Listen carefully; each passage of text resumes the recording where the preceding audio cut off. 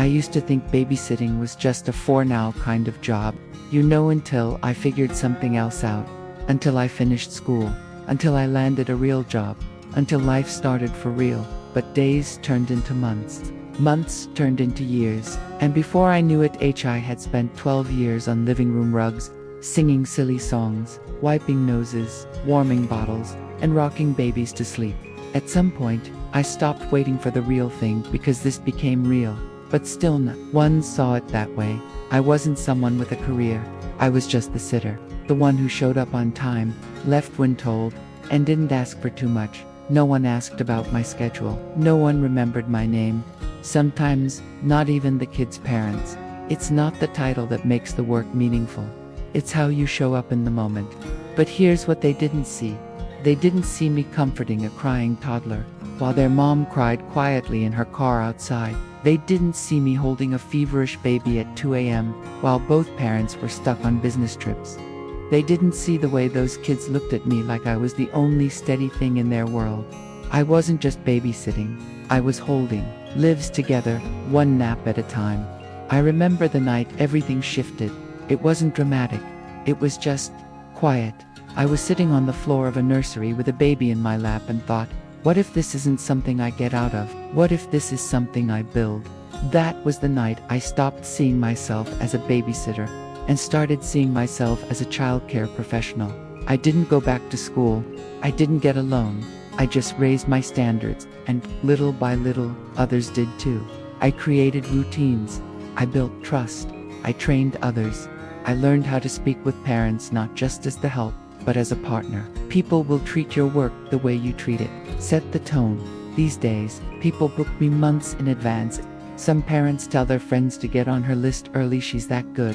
I've got a team now, a booking system, contracts, policies, but more than anything, I've got respect. Not because I shouted for it, but because I earned it. And that more than the money, more than the praise, is what makes this worth it. So if you're watching this right now, maybe you're like I was, working a job that feels invisible, doing something you think doesn't count, wondering if it's too late to become someone more. I'm here to tell you, it's not too late. Not at 35, not at 45, not ever. Sometimes, the thing you're doing right now, the thing you think is temporary, is the exact thing that will set you free. But, welcome to Popcorn TV, where we tell real stories that look ordinary until you see them for what they really are. If you believe in second chances, quiet resilience, and building from the ground up, subscribe to the channel and share this video, because maybe the next story we tell will be yours. I didn't grow up dreaming of babysitting. Actually, I didn't grow up dreaming at all. I grew up figuring things out, watching my single mom hustle 3 cleaning jobs just to get us to Friday. We didn't have dreams, we had shifts. So by the time I was 26 and someone asked if I could help watch their baby for a few hours, I said yes. Not because I loved kids though, I didn't dislike them. I said yes because I had $42 in my bank account, my gas tank was nearly empty, and my rent was overdue. What was supposed to be just a few hours turned into a regular gig. Then another mom asked if I was available, then another, and before I knew it, I had a schedule. No website, no business cards, just word of mouth and a reputation for showing up on time and not burning the house down. Most empires start not with a plan, but with a need. In the beginning, I didn't think too much of it. It felt temporary, but days turned into months, and months into years. At first, I charged $8 an hour. It didn't matter if I watched 2 kids or 4. It didn't matter if I worked during the day or stayed overnight. I needed the money too badly to negotiate. And truthfully, I didn't think I had the right to ask for more. I remember one night, staying with a family while they flew to a wedding out of state. I worked 72 hours straight. They left me a frozen lasagna and said, "The kids love cartoons, so it'll be easy." They paid me $120 when they got back. I smiled and thanked them. Then I sat in my car and cried. Not because I felt used, but because I realized I was the one setting the bar that low. No one was forcing me to undervalue myself. I was doing that, but I didn't know how to stop. There were other moments that chipped away at whatever self-respect I had left. One time, a mom forgot to pay me. When I gently reminded her, she said, "Oh, why? Figured we were just helping each other out." Another time, I came in after a long weekend only to find the kitchen trashed, laundry stacked to the ceiling, and a post-it note that said, "Could you clean a bit too?" There's a strange thing that happens when your work is tied to care. People assume love is your payment. When your job is love, people forget it's still a job. But in between all that, there were the kids, the baby, who finally slept through the night, because I sang her the same lullaby her grandmother used to sing. The little boy with speech delay who said cookie for the first time in front of me. I cried in the pantry, so he wouldn't see the girl who called me my second mommy, and the boy who made me a friendship bracelet with his tiny fingers and said, "This is for you because you stayed." They were the reason I kept going, not the parents, not the paychecks, the kids. Because even when the job was messy, exhausting, thankless, they reminded me I mattered. Still, I reached a point where I had to decide, was this my forever? Was I going to be 45 and still answering calls last minute, apologizing for my rates, and hoping someone remembered my name? I was 35 when that question started to haunt me. I'd been doing this for almost a decade. I didn't have savings. I didn't have health insurance. And when people asked me what I did, I still said, "Oh, I help with kids sometimes." That was the moment I knew something had to change. Not the work, but how I saw myself doing it. So I sat down one night with a notebook and a Sharpie and wrote, if I treated this like a business, what would I do differently? Here's what came out. I'd raise my rates, not to be greedy, but to be sustainable. I'd make policies about hours, cancellations, boundaries. I'd make a website. I'd stop apologizing for my job. I'd introduce myself with pride. "Hi, I'm Marissa, founder of Little Nest Care." I laughed at the name at first, but I kept writing it over and over. And then I bought the domain. No one else knew it, but that was the first time in years I felt powerful. I wasn't just a sitter anymore. I was building something. When you give yourself a name, the world has to learn how to pronounce it. The first family I told about the new business looked confused. "Oh, so are you still babysitting?" Or, "Yes," I said, "but I'm doing it on my terms now." They nodded. I thought I'd lose the job. Instead, they said, "Can we book you for the next 3 months?" Turns out, people respect clarity even if they don't understand it at first. One by one, I updated my families. Some drifted off, but the ones who stayed, they respected the new boundaries. I raised my rates to $15, then $20. I made a cancellation policy. I added a Google Calendar. I started asking parents to fill out intake forms. I got pushback. "Sure. Since when do you need all this?" "Can't. We just text you. Do you think you're a daycare now or something?" But underneath their surprise was a new tone in their voice. Respect. That first year was shaky. I lost some regulars. I panicked every time I enforced a policy. I doubted myself constantly, but I kept showing up. And the best part, I felt lighter, because for the first time in a long time, I wasn't surviving. I was growing. By the end of that year, something unexpected happened. A mom from one of my new families texted me, "Hey, my friend is pregnant and looking for someone like you." I told her about Little Nest. "Do you have a waitlist?" A waitlist I didn't even think of that. So I made one. I had no idea what I was doing with a waitlist. I didn't even know how to organize it. I just opened a Google Sheet, typed names, dates, and kids' ages, and prayed no one would call all at once. But that moment, the one where someone asked if I had a waitlist, shifted something in me. It was no longer about me trying to look more professional. Other people were now seeing me as professional, and that was fuel. Belief from others is borrowed light. Use it until you can make your own. That summer, I turned down a last-minute request from a parent who used to counsel on me without notice. I remember texting, "Unfortunately, I'm fully booked this week, but I can refer you to someone else from my trusted network." A trusted network. I had never said those words before, but saying them made it real, because I started one the next day. I reached out to 2 other women I knew in the neighborhood. Both had years of experience, good instincts, and hearts too big for the hourly rates they were charging. I said, "What if we worked together?" shared referrals, pricing guidelines, support when someone's sick. They were hesitant at first, but after one meeting in my kitchen with coffee and banana bread, we were in. We called it the Little Nest Collective. That's when everything exploded. With a team of 3, I could take more bookings. Families who couldn't book me directly could still access our approach, our structure, our care. We standardized intake forms, created play-based daily plans, held monthly training calls, nothing fancy. Just us sharing what we'd learned from messy diapers and toddler meltdowns. The funny thing, parents loved it. They said we made them feel like someone had their back, not just for their kids, but for them too. But success comes with new kinds of problems. My inbox was filling faster than I could respond. I was scheduling by hand, tracking payments in a spiral notebook, and still doing pickups in my 2002 Corolla. I felt overwhelmed, happy, yes, grateful, but burned out in a different way. I had gone from being invisible to being indispensable, and that's a heavy load to carry when you're still cleaning Play-Doh off your pants. That fall, I took a weekend off for the first time in 2 years. I rented a tiny cabin outside the city. No kids, no appointments, just me, coffee, and a notepad. I sat down and asked myself, if I could rebuild this whole thing from scratch, what would it look like?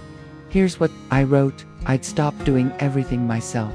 I'd invest in systems, not just hustle. I'd treat this like a real company, not just a side gig with good intentions. I came back and did just that. I hired a virtual assistant for 5 hours a week, signed up for scheduling software, got a bookkeeper, and I let go of the guilt of not answering every text at 9 p.m. I also did something wild, something that felt terrifying. I created a minimum package, 3-day-a-week care, booked monthly in advance, no more one-off. Can you just come over for an hour? Calls. I thought I'd lose everyone. Instead, parents respected it more. They said it's about time someone in childcare had standards like this.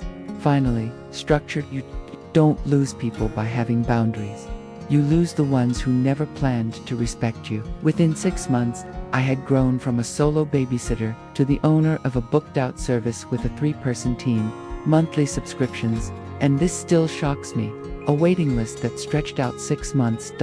And then something happened that I never expected. A parent, someone I'd worked with for years, asked if I'd speak at her company's Women in Business panel. I laughed out loud. Me, I'm not a businesswoman. I just take care of kids. She looked me dead in the eye. No, Marissa, you built something from scratch. You lead people. You've created a system that gives moms peace of mind. That is business. I said yes, and standing in front of a room full of executives, telling my story, I realized I wasn't faking it anymore. I was exactly where I was supposed to be. By year 12, I had fully stopped saying I'm just a babysitter. Now, I introduced myself as Marissa Torres, founder of Little Nest Care, empowering families through trusted, structured, in-home childcare. Was it still messy sometimes? Sure. Did I still wipe noses and sing silly songs? Of course, but now, I did it knowing I had built something that mattered. One day, I looked at my calendar and saw something wild. That all my weekday slots were booked until next spring. I had to turn down a celebrity client. Yes, really, because I was already full. People were now planning pregnancies around our availability. What started as survival had become demand, but began as, can you help us out? Had become, we can't imagine anyone else with our child. I still remember one afternoon, last year, I was dropping off a new Little Nest team member at a client's house. As we walked up, the mom opened the door and gasped, "You're Marissa, the Marissa. Oh my God, I didn't know you'd be here in person. This is like meeting Beyonce." I laughed, blushed, and handed her a welcome folder. And that moment hit me. 12 years ago, I couldn't even get people to remember my name. Now, they're excited just to meet me. Somewhere along the way, I stopped counting how many families I'd worked with. Not because I stopped caring, but because the number didn't matter anymore.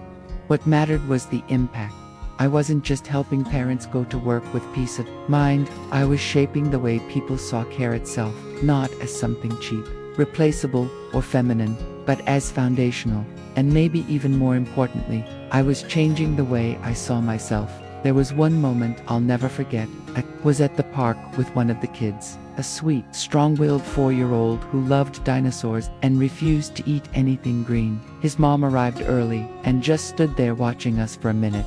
When I turned to say hi, she had tears in her eyes. She said, "I just want to thank you, not for watching him, but for believing in him. You don't know what that's meant." For our family, that hit me in the chest, because I used to think I was just filling in, holding space until parents came back. But I realized I was part of shaping these kids' first experience of the world. The way I responded when they cried, the words I used when they made mistakes, the way I held space for their feelings, their weird questions, their joy, that's what stays with them. You don't need a classroom to be a teacher. Sometimes all it takes is presence. As Little Nest grew, so did the requests from other caregivers. "Marissa, how do I get clients like yours? How do I raise my rates without losing everyone? What do I say when someone ghosts me after an interview?" These were my questions once, so I started answering them, not in private DMIs, but publicly. I began hosting monthly Zoom calls for sitters, nannies, even preschool aides. I called it the Nest Circle. We didn't talk marketing funnels or business strategy. We talked confidence, communication, worth. One woman messaged me after our first session, "I've been doing this work for 18 years and never felt like a professional until tonight. Thank you." That's when it clicked. That this was never about babysitting. This was about dignity. When people feel seen, they rise. When they feel small, they shrink. So be the mirror that reflects their value. I started writing down everything I'd learned, from diaper blowouts to scheduling nightmares to from burnout to business formation. It became a book, then a workshop, then a full online course. I didn't expect to become a teacher of the trade, but I remembered how lost I felt for so many years, and if I could make the road smoother for someone else, that was success to me. Around that time, a local nonprofit reached out. They wanted to pilot a program for teenage girls who were aging out of foster care, to teach them basic life skills and potential income streams. "Would you consider teaching them about childcare?" they asked. I said yes without blinking. First session, 8 girls showed up. Only one of them smiled when I walked in. Most had arms crossed, faces blank, walls up. I started by writing a question on the whiteboard. Who here has ever felt invisible? Every hand went up. Then I told them my story, and by the end of that hour, we were laughing, crying, talking about toddler tantrums and client contracts, and the power of showing up, even when you don't feel ready. Some of them went on to become sitters. One started her own weekend playgroup. Another just texted me last week, "I'm in college for early childhood ed. I wouldn't have even considered this path if not for your class." That message, it means more than any paycheck I've ever gotten back home. Things changed too. For years, I felt like I was always running from job to job, from bill to bill, from identity to identity. Now I move slower. I eat dinner at the table. I turn my phone off after 7. I have a team I trust, clients who respect me, and finally, peace. One night, I walked into my apartment and saw something that stopped me. On the fridge, next to a dinosaur drawing and a note from a client's kid that said, "You're the best," was a sticky note I'd written myself years ago. The one that said, "If I treated this like a business, what would I do differently?" I smiled because I had done exactly that. Dreams don't always arrive with trumpets. Sometimes they show up in sticky notes and small yeses. A few months ago, a new client asked during our intake call, "So, what's your long-term plan? Like, where do you see Little Nest in 5 years?" And without thinking, I said, "I see it in cities across the country. I see caregivers being treated as professionals. I see families supported, not judged. I see the childcare industry being rebuilt from the ground up by women like me." He blinked and said, "Wow, that's big." I smiled. "Yeah, and it's already happening. People always ask me now, 'Did you always know this is what you were meant to do?' And I smile, because the truth is, I didn't even know I had it in me. I was just a babysitter, a tired, underpaid woman trying to keep her calendar full and her dignity intact. I didn't have a plan. I didn't have funding. All I had was a belief. barely a whisper at first that I could be more. And that whisper, it turned into a voice. That voice became a system. And that system, it became Little Nest, something that now supports dozens of families, empowers caregivers, and reminds me every day, I am not small. If you had told me 12 years ago that parents would be booking me 6 months in advance, that my name would be on workshops, courses, and childcare advocacy programs, that I'd be mentoring others, standing on stages, running a business with real structure and soul, I would have laughed. I was just trying to survive. But maybe, just maybe, survival is where the best stories begin. You don't need to start with confidence. You only need to start. To anyone out there watching this, especially if you're sitting in a quiet moment, wondering if your life will ever feel like more than errands, exhaustion, and trying to keep it together, let me tell you something I wish someone had told me. Your story isn't small. Your work isn't meaningless. And you are allowed to dream bigger, even if you've spent years making sure everyone else is okay first. Maybe you're a parent. Maybe you're in your 40s, 50s, 60s, and still searching for what feels like yours. Maybe, like me, you've been told you're just something your whole life, just a sitter, just a mom, just a helper. But here's what I know now. There is no such thing as just. If this story moved you, if it reminded you of someone in your life, or if it sparked even the tiniest flicker of hope in your heart, I hope you'll do 2 things. Subscribe to Popcorn TV for more real stories like this, stories of quiet strength, unexpected success, and the resilience of everyday people.